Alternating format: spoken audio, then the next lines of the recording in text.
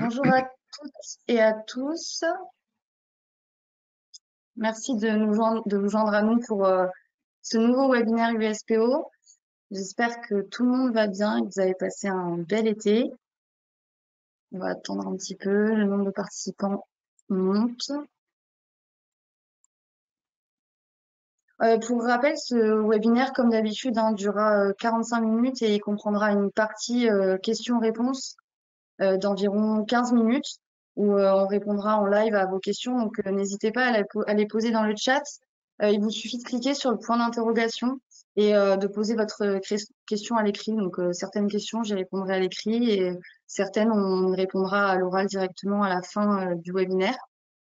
Après le webinaire, le replay sera mis à disposition sur le site internet de l'USPO, ainsi que des fiches pratiques qu'on va élaborer un petit peu au fur et à mesure et dont certaines seront par contre seulement réservées aux adhérents. Donc ça, c'est pour un petit peu les modalités. Après, pour rentrer un petit peu dans le vif du sujet, pourquoi ce webinaire? On a décidé en fait de proposer ce webinaire à tous les pharmaciens, que vous soyez ou non adhérents, parce que nous avons un nouveau règlement européen qui en fait impose des dispositions qui sont en réalité applicables depuis juillet 2022, mais qui jusqu'à maintenant étaient un peu passées sous silence et qui désormais sont en train commence à se mettre en place en France. Donc, une des dispositions dont on va particulièrement parler aujourd'hui, dans un premier temps, commence sa phase d'initiation. Il s'agit d'une obligation de traçabilité des ventes d'antimicrobiens en officine par le pharmacien via une plateforme dédiée qui s'appelle la plateforme Calypso. Donc ensuite, dans un deuxième temps, on vous présentera aussi les grandes lignes des autres nouvelles mesures du règlement qui feront elles aussi en fait l'objet de fiches pratiques qu'on mettra à disposition sur le site au fur et à mesure. Donc pour parler de tout ça aujourd'hui, je suis accompagnée de Jackie Maillet, qui est pharmacien très impliqué dans le médicament vétérinaire et expert aussi du médicament vétérinaire, président de l'ANPVO, qui est l'Association nationale de la pharmacie vétérinaire d'officine, et qui est membre aussi de notre groupe de travail sur le médicament vétérinaire qu'on a constitué au sein de l'USPO. Donc, Jackie, je vais te laisser la main. Je vais partager mon écran. J'espère que tout le monde le verra. Hop, là, normalement, Jackie, est-ce que tu vois mon écran? Oui, oui, c'est Non. parfait. Voilà, parfait. Bah, je te laisse la main alors. Donc, merci Laura, bonjour à tous et à toutes. Donc, je ne me présente pas puisque ça vient d'être fait. En effet, ce webinaire va d'abord être dédié à Calypso. Alors, Calypso, c'est quoi? Dans un premier temps, je vais vous donner un certain nombre d'éléments de contexte pour comprendre pourquoi, d'où ça vient, pourquoi maintenant il y a une nouvelle contrainte qui s'applique chez tous les ayants droit des médicaments vétérinaires. Alors Calypso, c'est le nom donné à un logiciel qui a été développé par le Conseil national de l'ordre des vétérinaires pour permettre aux vétérinaires, je dis bien aux vétérinaires, d'accomplir plusieurs tâches professionnelles qui leur sont propres, que ce soit des tâches administratives ou ordinales. Et ce logiciel a également été conçu pour déclarer au ministère de l'Agriculture de façon standardisée, automatique et en temps réel toutes les prescriptions et les délivrances d'antimicrobiens que les vétos effectuent dans le cadre de leur exercice. Alors, il faut tout de suite noter que cette fonction de déclaration, bien que conçue par les vétérinaires, est également ouverte aux pharmaciens et aux fabricants d'aliments. Alors, pourquoi utiliser un tel système? Ce système Calypso s'inscrit dans le cadre de la lutte contre l'antibiorésistance, qui est, comme tout le monde le sait, une priorité sanitaire mondiale. Et comme on le sait tous, l'antibiorésistance et plus généralement la résistance aux antimicrobiens est directement liée aux quantités d'antimicrobiens prescrites, délivrées et consommées, autant en médecine humaine qu'en médecine vétérinaire. Ce qui nous intéresse aujourd'hui, c'est la médecine vétérinaire. En tout état de cause, une réduction des volumes d'antimicrobiens est donc un objectif d'intérêt général pour essayer de minimiser les risques auxquelles tout individu peut être confronté dans son existence. Calypso, pour en revenir à ça, a donc vocation à essayer de maîtriser les flux circulants dans toute la chaîne de distribution des antimicrobiens, du laboratoire jusqu'à l'utilisateur final, en passant donc par les vétérinaires, les pharmaciens et les grossistes, afin de permettre aux autorités de bien cerner qui fait quoi en matière d'antimicrobiens. Calypso est obligatoire, il faut le savoir, donc personne ne peut plus s'y soustraire. L'obligation date de 2014 et d'un décret de 2016, donc d'une loi, donc ça fait quasiment 10 ans même, effectivement, qui rend cette obligation de déclaration des ventes obligatoire. Et cette déclaration a été confirmée par le règlement européen auquel Laura a fait allusion tout à l'heure, qui s'applique depuis le 28 janvier 2022 et non pas juillet, c'est 28 janvier. Donc on est maintenant en 2024. En 2019, les pharmaciens ont souhaité, comme je l'ai plus ou moins dit tout à l'heure, adopter le système vétérinaire plutôt que de créer leur propre système de déclaration. C'est pour ça qu'on se retrouve embarqué avec le même dispositif. Et après plusieurs années de développement, les vétos utilisent ce système depuis l'année dernière, avril 2023. Et nous, pharmaciens, on est toujours un petit peu en retard, mais là maintenant, on nous a fait savoir que ça y est, c'était maintenant. Il faudra que ce soit opérationnel début 2025, avec des risques de contrôle et de sanctions, le cas échéant, sachant que le pharmacien est au carrefour du One Health, le concept One Health, qui, selon moi, en tant que professionnel de santé, l'oblige également à participer à la lutte contre l'antibiorésistance et la lutte contre les antimicrobiens en général. Donc la mise en œuvre, c'est 2025, janvier, je viens de le dire. Les produits qui sont concernés par cette déclaration obligatoire, ce sont les antimicrobiens. Les antimicrobiens, ce sont les antibiotiques, les antiviraux, les antimycosiques, les antifongiques et les antiprotozoaires. Donc il ne faut pas se tromper, il n'y a pas que les antibiotiques qui préoccupent les autorités sanitaires en termes de résistance. Et donc que ces antimicrobiens soient à usage humain ou vétérinaire, dès lors qu'ils sont prescrits par un vétérinaire, eh bien les déclarations seront donc obligatoires. En tout cas, les contrôles pourront tomber à partir de janvier 2025. Il faudra, toutes les espèces sont concernées, c'est-à-dire que les chiens, les chats, les gros animaux, tous les antimicrobiens destinés à ces animaux-là devront être remontés au ministère de l'Agriculture. Le rythme de déclaration, ce sera minimum une fois par mois. Mais en réalité, ce qui serait souhaitable, c'est que ce soit une fois par semaine. Alors ensuite, j'en arrive sans doute au plus important qui vous importe tous, c'est le mode opératoire pour déclarer.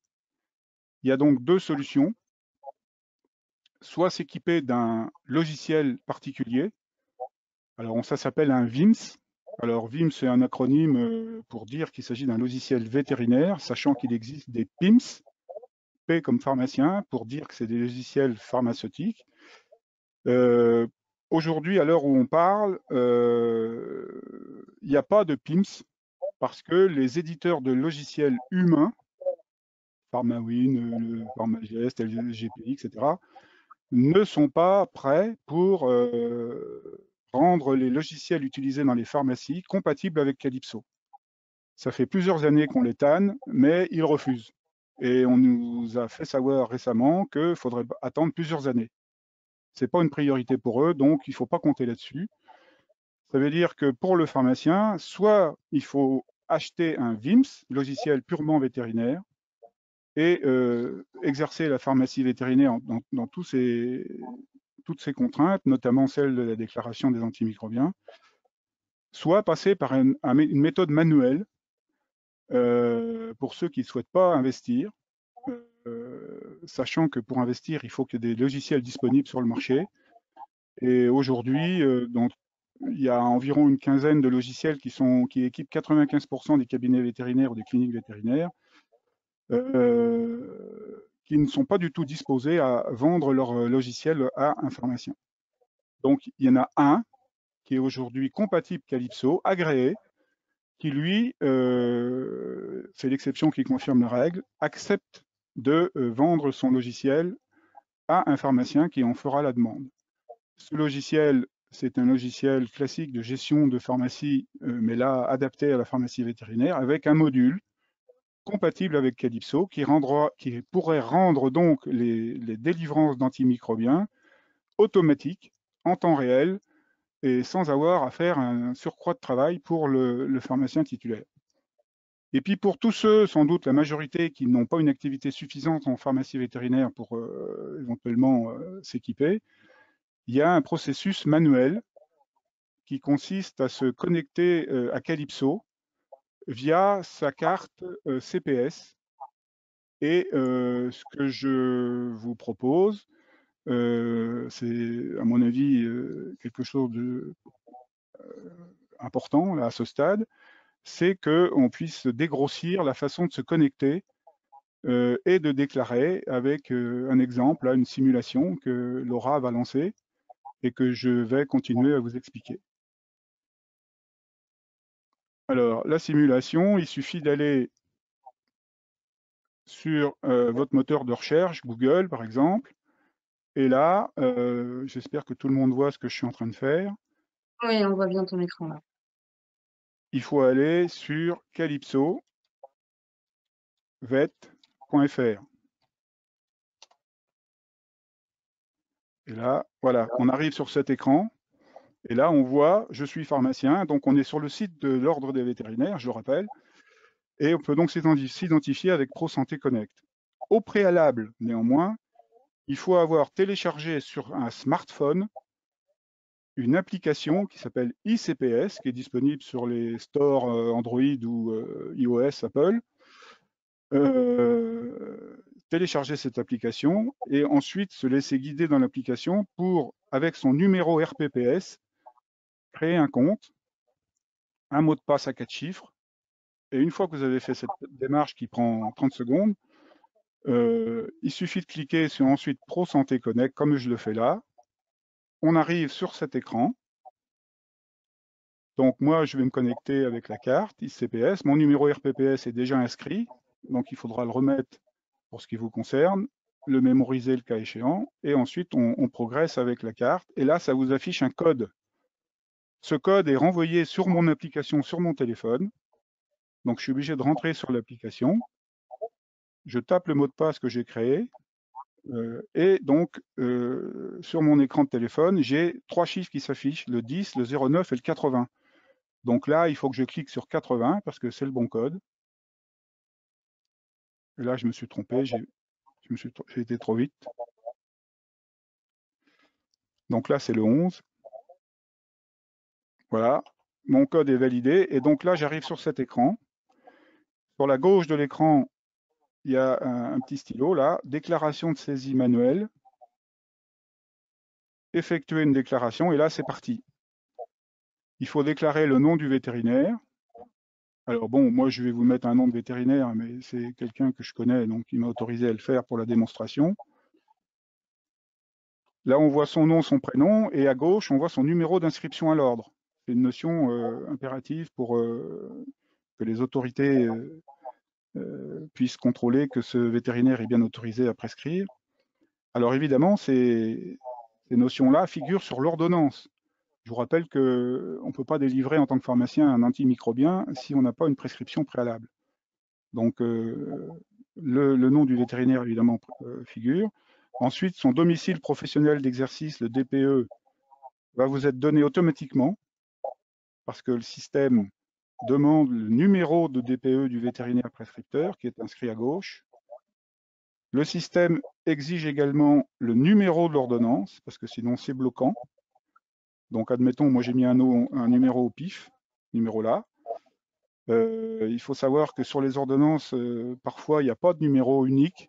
Il va falloir qu'il y soit. Ça fait partie des démarches qu'on a déjà entreprises auprès des autorités pour obliger les vétos à utiliser des ordonnances conformes. Ensuite, on fait suivant. Alors après, on inscrit la date de l'ordonnance, par exemple le 29 août, puisque c'est le jour. Catégorie d'animaux, par exemple un chien. Nombre d'animaux, alors un, par exemple. La sous-catégorie, c'est pour des animaux de rang, des gros animaux. Si jamais on avait tapé, par exemple, bovin, là, ça vous ouvre un écran en sous-catégorie, bovin viande, bovin allaitant, etc., etc. Pour simplifier, je prends le cas du chien, par exemple, parce que c'est sans doute ce qui intéresse le maximum de... Ah, qu'est-ce qui se passe, hein? Personne m'entend, là, si? Laura, tu m'entends? Si, si, je t'entends, je vois ton écran, je vois que Ça ça bug? rame un peu. Essaye Bon, de rafraîchir. Ah. ben, je suis obligé de re-rentrer dans le système. Désolé, mais là, il y a un bug. Mais à mon avis, c'est pas encore totalement... donc, calypso-vet.fr. Ah si, ça me remet tout de suite là, d'accord.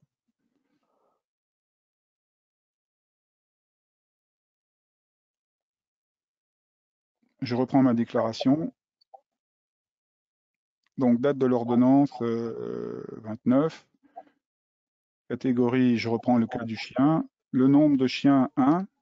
On va supposer que c'est 1, mais ça peut être n'importe quel chiffre. Ensuite, le type d'élevage. Là, c'est pour les gros animaux. Alors, il faudra bien évidemment que si un jour vous avez une ordonnance qui concerne des gros animaux, il faudra que le numéro d'élevage figure. Le vétérinaire devra le signifier pour propriétaire des animaux. Lorsqu'il s'agit d'un chien, là, vous avez peut-être vu, il n'y a pas d'astérix rouge, donc ce n'est pas une obligation. Ce qui est une obligation, c'est le code postal du propriétaire. Donc, par exemple, moi, je mets mon code postal à moi. Moi, j'habite à Saint-Ouen, donc voilà, ça affiche le nom tout de suite. Ensuite, je poursuis. Là, ça nous demande la date de cession. Donc, si c'est aujourd'hui, je mets le 29. L'idée du cédant, ben, ça, c'est un numéro qui m'a été attribué lorsque je suis rentré dessus. Ensuite, ajouter un médicament. Bon, si c'est un médicament vétérinaire, il faudra taper le code GTIN du médicament. Si c'est un médicament humain, un antimicrobien prescrit par le veto, là, il faudra taper le code CYP. Ensuite, vous pouvez taper le nom de la présentation, mais ça n'est pas une obligation, mais vous pouvez le faire. Et une fois qu'on a fait ça, on valide.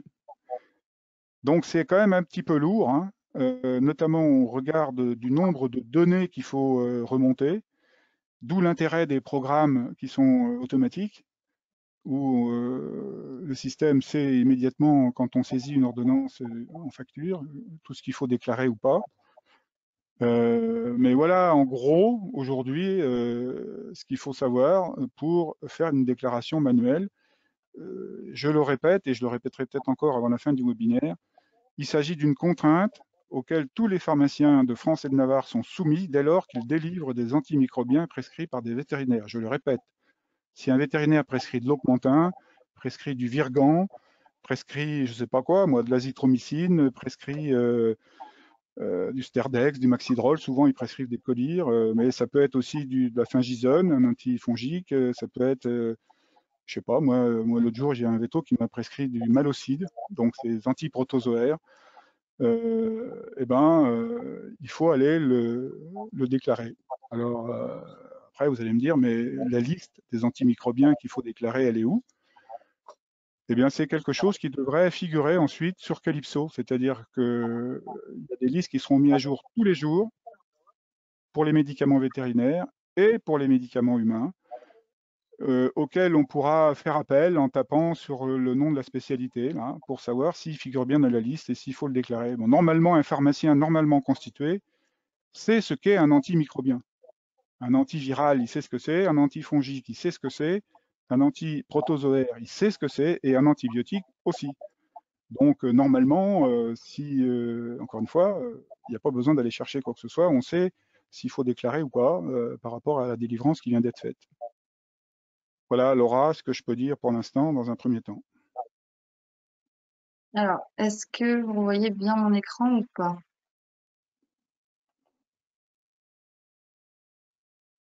Moi, je le vois, oui. Ouais. Hop, donc ça, ok. Voilà. Alors, il y a un cas particulier que je suis obligé de dire, c'est si parmi vous, il y a des gens qui travaillent avec des vétérinaires salariés d'espaces zoologiques, de haras, je dis bien des vétérinaires salariés, de SPA, dispensaires de SPA, de fourrières, de refuges, c'est-à-dire des vétérinaires qui ne sont pas ayant droit du médicament et qui vous demandent des médicaments à votre officine via des commandes à usage professionnel. Alors là, il n'y a rien à faire pour le pharmacien. C'est important parce que moi, c'est mon cas, par exemple. Le pharmacien n'a rien à déclarer, c'est le vétérinaire qui doit déclarer tout ce qu'on vient de dire.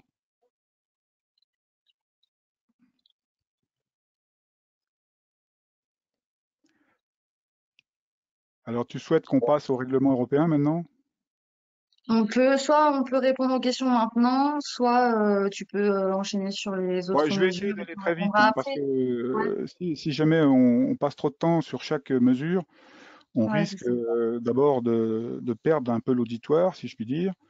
Donc, je vais me contenter, pour ceux que ça intéresse, ils pourront toujours approfondir, soit en contactant l'USPO, soit en me contactant moi, soit par tout moyen à leur disposition, pourront S'il y aura des me fiches demander aussi, on va d'approfondir. faire des fiches. Ce que Ça sera- le nouveau règlement européen va induire, c'est déjà le libre choix du dispensateur des médicaments prescrits par le vétérinaire. Alors, c'est pas le règlement européen qui le précise, ça va être un nouveau décret français qui va indiquer, suite à l'intervention multiples et variées qu'ont pu faire les pharmaciens auprès des autorités, que le vétérinaire doit remettre son ordonnance avant toute délivrance de médicaments.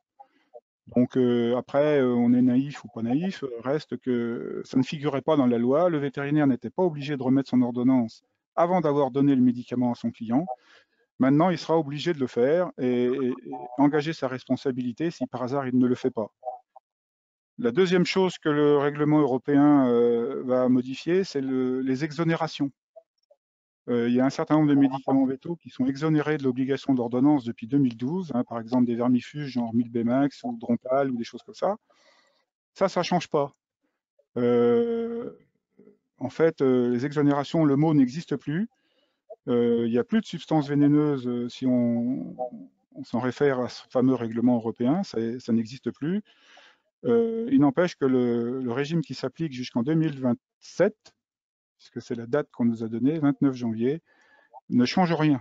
Les pharmaciens peuvent toujours délivrer sans ordonnance, qu'ils avaient l'habitude de faire sans ordonnance parce que c'était comme ça.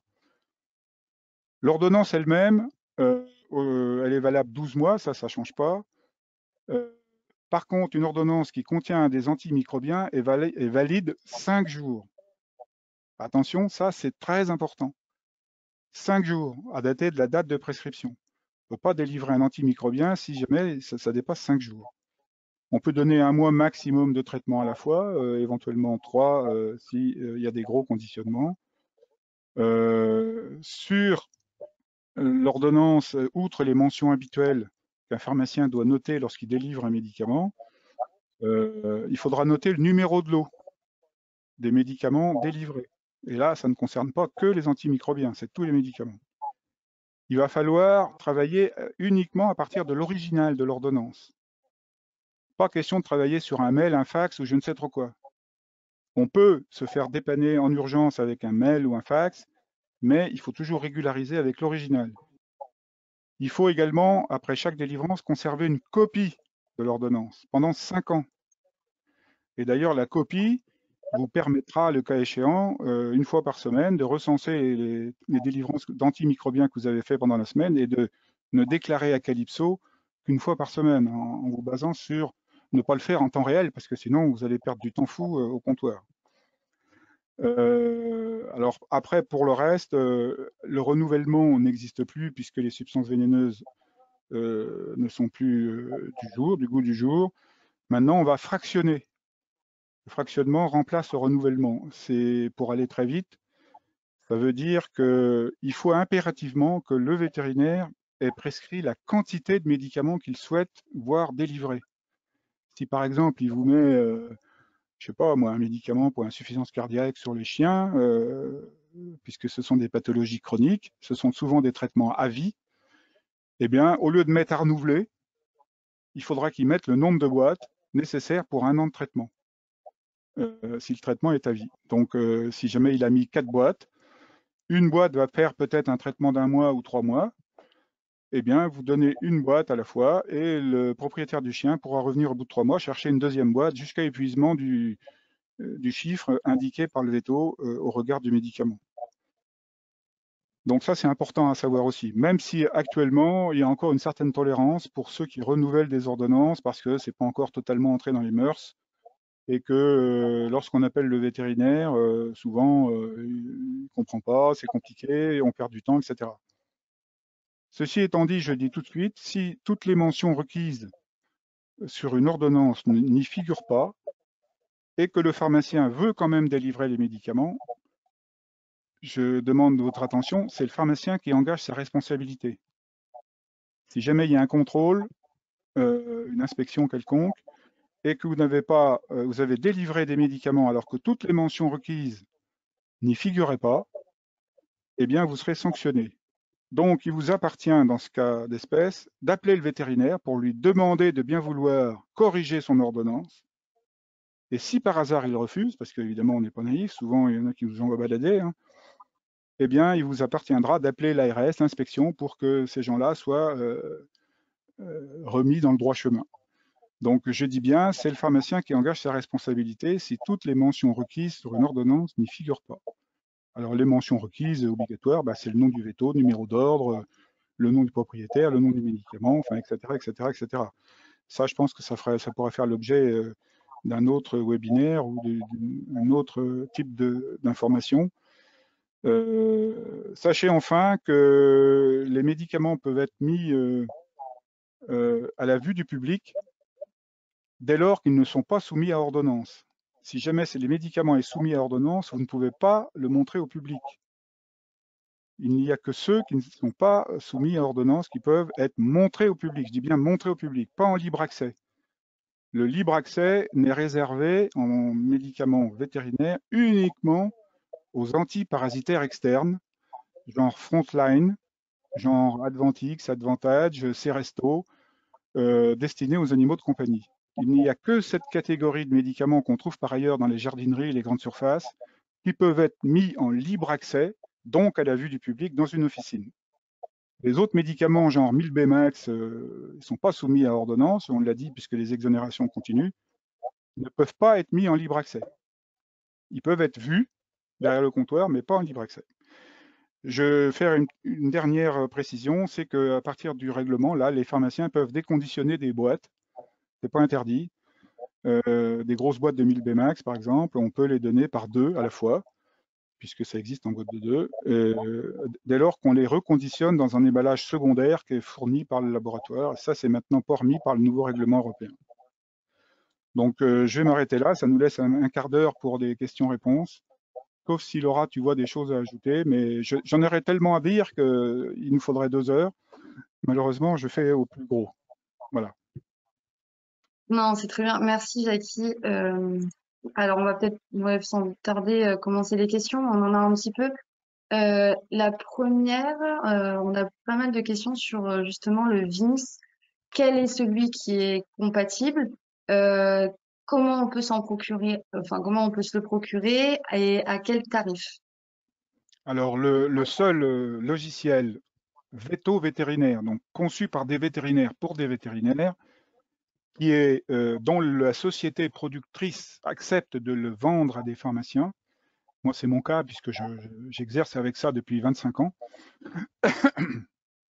D'ailleurs, il a été partiellement amélioré grâce à mes interventions parce que les pharmaciens ont des besoins que les vétos n'ont pas. Ce logiciel est édité par la société Softlan, Soft comme Soft, et LAN, LAN, qui est basée à Aiguzon dans le 36. Le nom du logiciel s'appelle VetoWin et il va être, parce qu'il n'est pas encore disponible, le module compatible Calypso va être ajouté à ce programme d'ici le courant septembre. Donc le prix, c'est environ, alors là je ne suis pas chargé commercial de la société Softlan, mais je pense que ça vaut dans les 1500 € et il y a une maintenance d'environ 800 € par an. Et on est d'accord que c'est un logiciel qui est vraiment à part du LGO et on peut pas Ah l'intégrer ouais, autour. totalement. Et c'est un logiciel qui respecte toutes les obligations qui s'appliquent aux pharmaciens. Par exemple, il faut noter les numéros d'AMM sur l'ordonnancier. Il n'y a aucun LGO qui le fait. Déjà, même les numéros de lot sur l'ordonnance, il n'y en a aucun qui le fait. Enfin bon, là, ça satisfait à toutes les contraintes qui s'appliquent aujourd'hui aux pharmaciens. Et dans quel cas il est préférable de s'en procurer un, tu penses? Moi, je pense qu'il faut s'en procurer un à partir d'une certaine activité en pharmacie vétérinaire. Parce que, il faut bien tout de suite le dire aussi, c'est que VetoWin, ce programme vétérinaire, ne gérera jamais les antimicrobiens à usage humain. Donc ça ne peut être que le LGO du pharmacien et que les antimicrobiens à usage humain devront donc être forcément déclarés manuellement. Même pour celui qui achèterait VetoWin, ça ne fera que les antimicrobiens vétérinaires. Donc malheureusement, je dirais, comme les éditeurs de LGO ne veulent pas entendre parler de ça, ils poussent tous les utilisateurs de leur logiciel à la faute.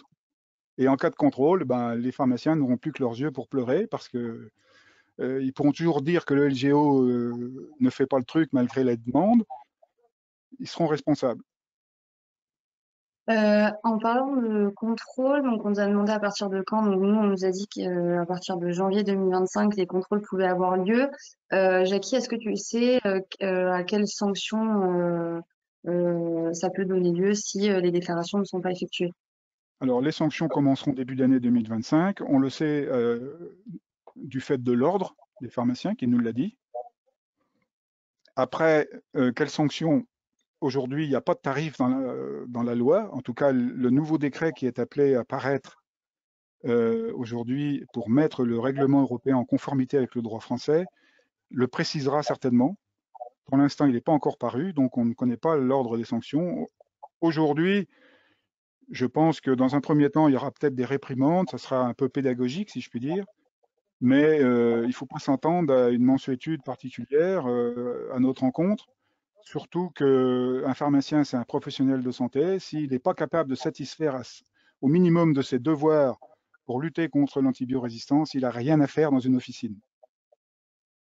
Donc c'est à chaque pharmacien de prendre ses responsabilités et d'assumer, parce que je ne vois pas très bien quel discours on pourrait tenir en disant ah bah oui mais nous on ne peut pas le faire parce qu'on n'a pas le bon programme. Non, ça suffira pas à mon avis. Même médiatiquement, surtout médiatiquement, on risque de s'en prendre encore une petite. On n'a pas besoin de ça. D'où l'intérêt de ce que l'USPO et toi, Laura, tu fais aujourd'hui. Parce que nous, on prend le problème à bras le corps, on informe tout le monde de ce qui va se passer dans quelques mois. Donc, ce n'est pas le cas de toutes les autres structures syndicales. Est-ce que tu peux faire un rappel sur les médicaments concernés? Parce que tout à l'heure, tu disais que c'était les médicaments qui étaient du coup prescrits par un vétérinaire. Mais on a quand même des questions sur est-ce que ça concerne les médicaments voies cutanées, ophtalmiques, etc. Tout, Est-ce que ça tout. concerne ceux sous ordonnance, les vermifuges, voilà. Est-ce que Les tu peux... antimicrobiens, je le redis parce que il me semble l'avoir déjà dit, sont forcément soumis à ordonnance. Donc, un pharmacien ne peut jamais délivrer un antimicrobien quel qu'il soit, antibiotique, antiviral, antifongique, antiprotozoaire, sans avoir au préalable une prescription. Tous ceux qui le font aujourd'hui sont mal, parce qu'évidemment, je suis loin d'être naïf depuis le temps. Il y a des tubes, par exemple, d'oridermil, hein, ça va sûrement parler à tout le monde. C'est une suspension auriculaire destinée aux oreilles des chiens et des chats qui se vend par milliers de tubes et qui contient des antibiotiques tous les mois, sans ordonnance. Donc là, il faudra que tout le monde... mais il n'y a pas de forme, toutes les formes sont concernées, ça peut être des collyres, des comprimés, des injections, tout ce qu'on veut, dès lors que ça contient un antimicrobien.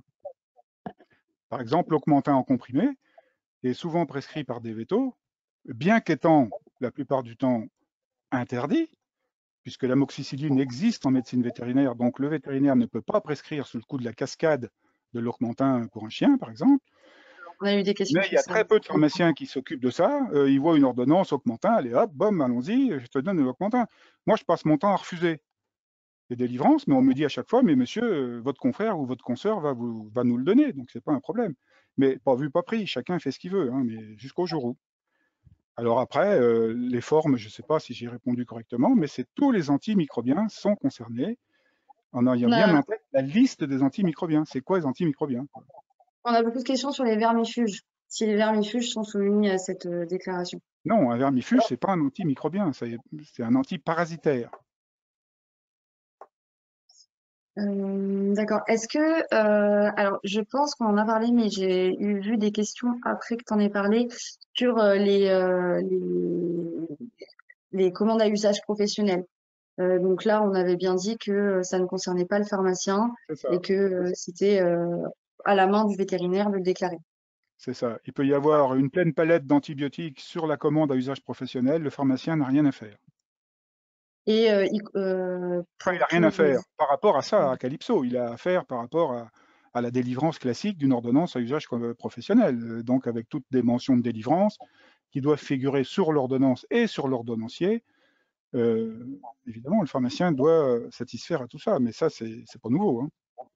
et pareil pour les médicaments qui sont délivrés directement au cabinet veto, c'est pareil. C'est le vétérinaire Quel qui s'en médicament charge. délivrer directement? Je comprends pas. Euh, pour quand on fait, si j'ai bien compris la question, une commande pour un veto, en fait. Oui, mais les commandes à usage Mm. professionnel, c'est forcément une commande faite par un veto. Ça peut Mm. pas être fait par un quidam.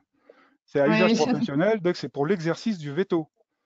Oui. Et donc, c'est forcément un veto qui, lui, quand il va commander le médicament dont il a l'usage dans le cadre de son exercice, c'est lui qui va faire les déclarations à Calypso.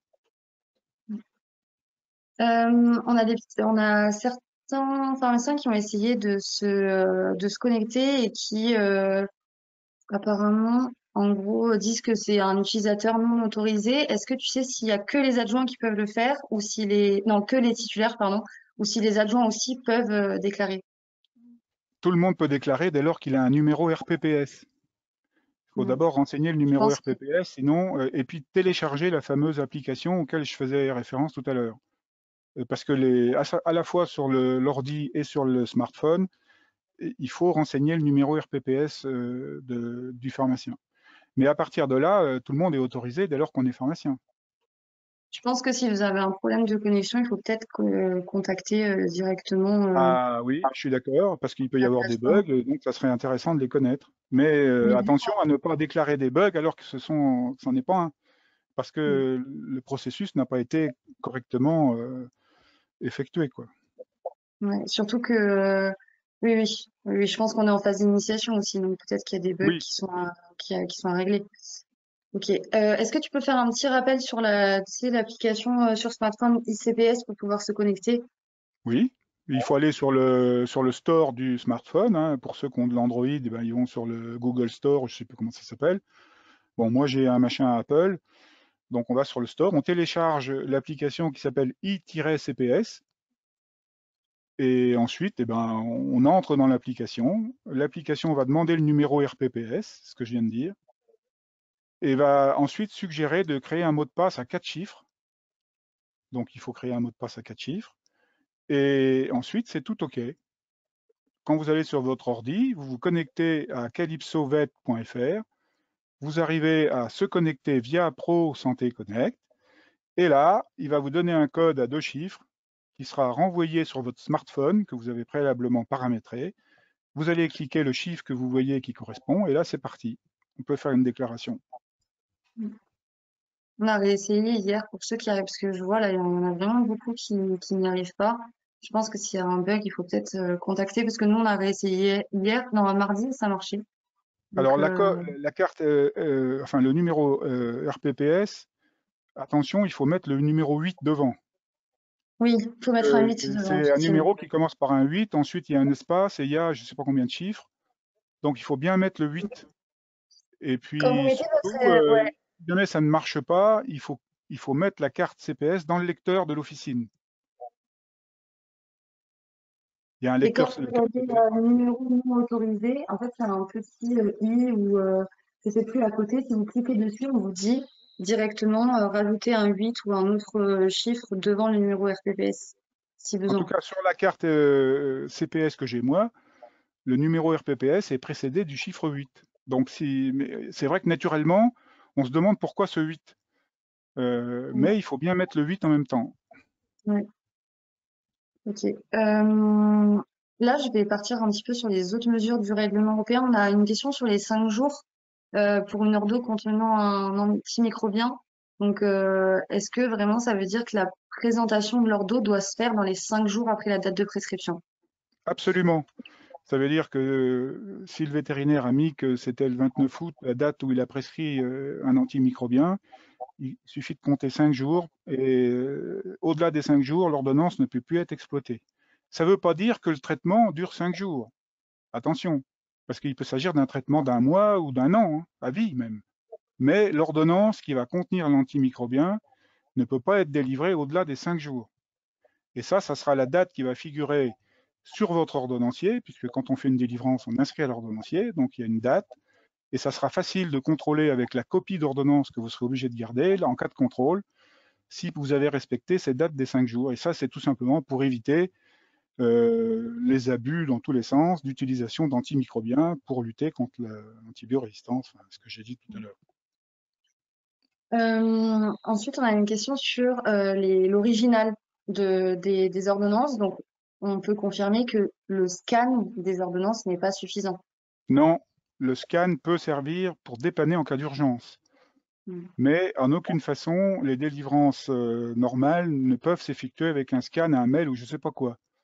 Il Mm. faut absolument l'original de l'ordonnance et noter toutes les mentions requises par le pharmacien sur l'original pour éviter que cet original soit délivré par X officine. Donc c'est ça l'idée en fait, hein. C'est pour sécuriser la dispensation des médicaments qui figurent là-dessus. Et ça ne vaut pas que pour les antimicrobiens, hein. L'original de l'ordonnance est requise pour toute délivrance de médicaments, prescrit par un vétérinaire en tout cas.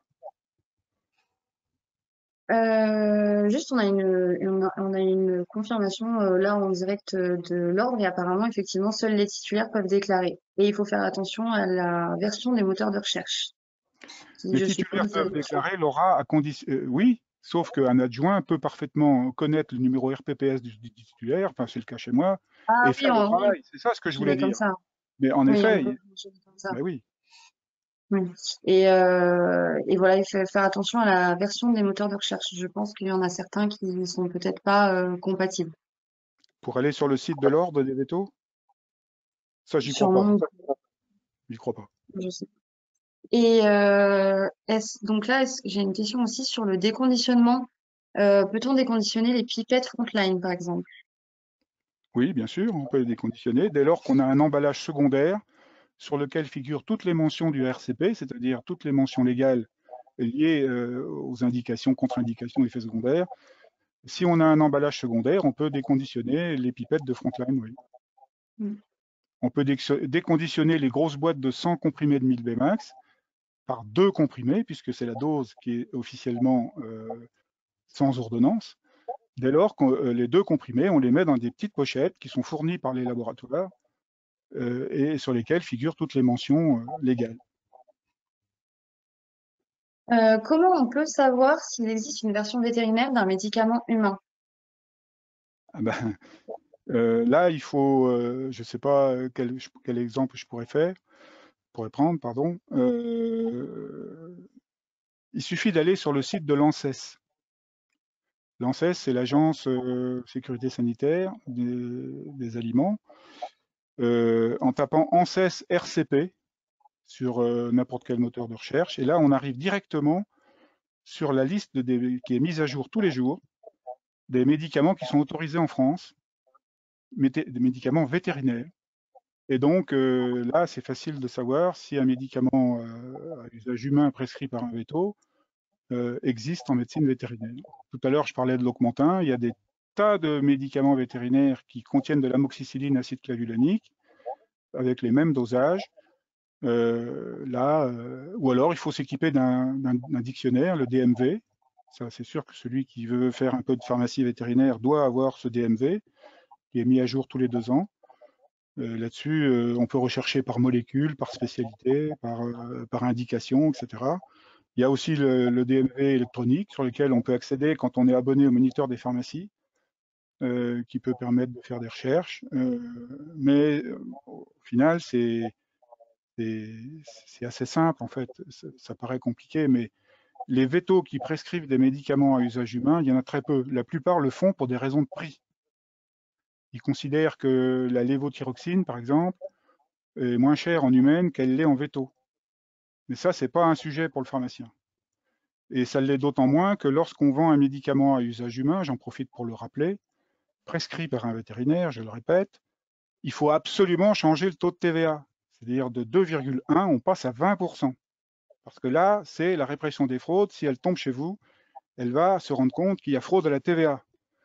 Donc, il faut augmenter le prix de quasiment 20% du médicament à usage humain dès lors qu'il est prescrit par un veto, et à condition qu'il n'y ait pas d'équivalent en médecine vétérinaire.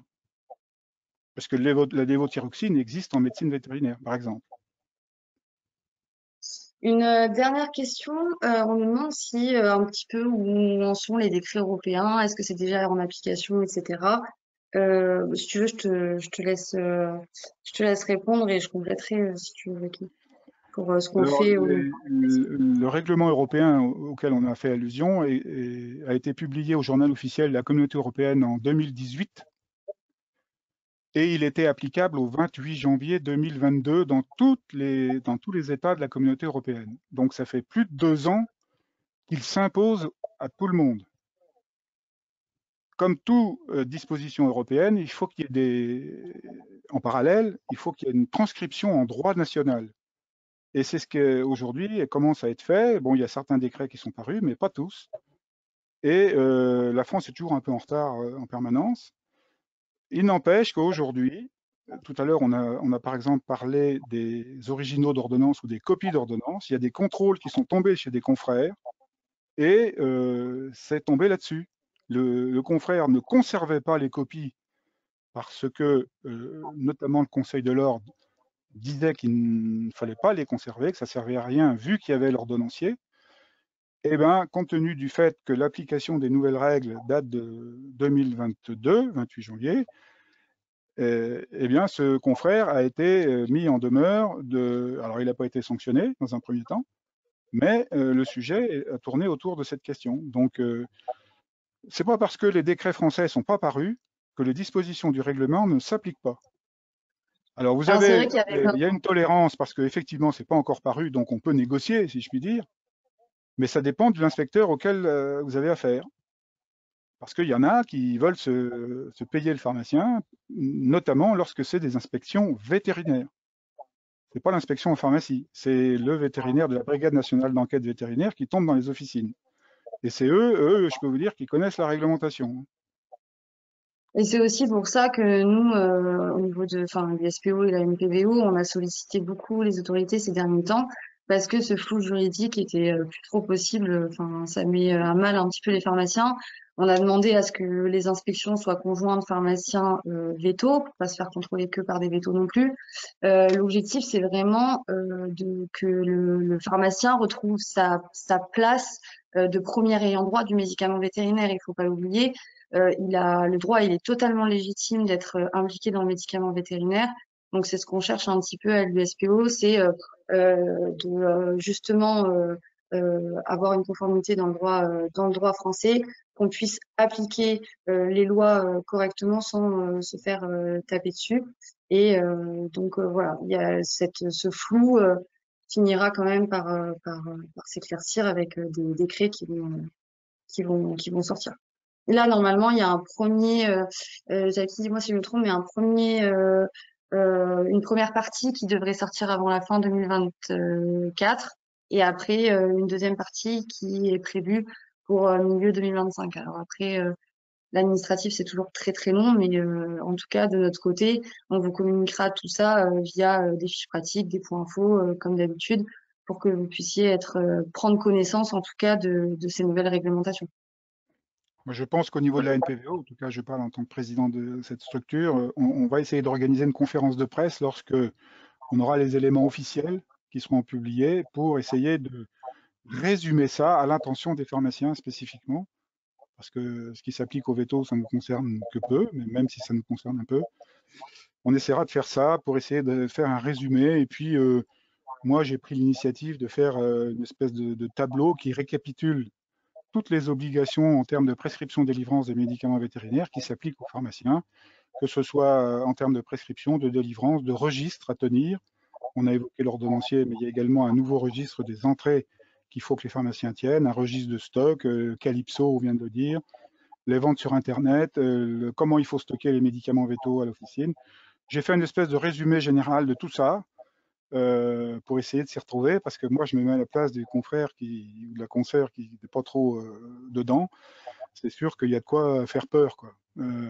Donc, il faut, si toutes ces nouvelles dispositions existaient depuis 30 ans, le problème ne serait pas là, mais bon, nul n'est censé ignorer la loi en permanence, donc il faut absolument se mettre à jour et s'informer. Merci beaucoup. Je suis désolée, il est très énervant. On va devoir clôturer le webinaire.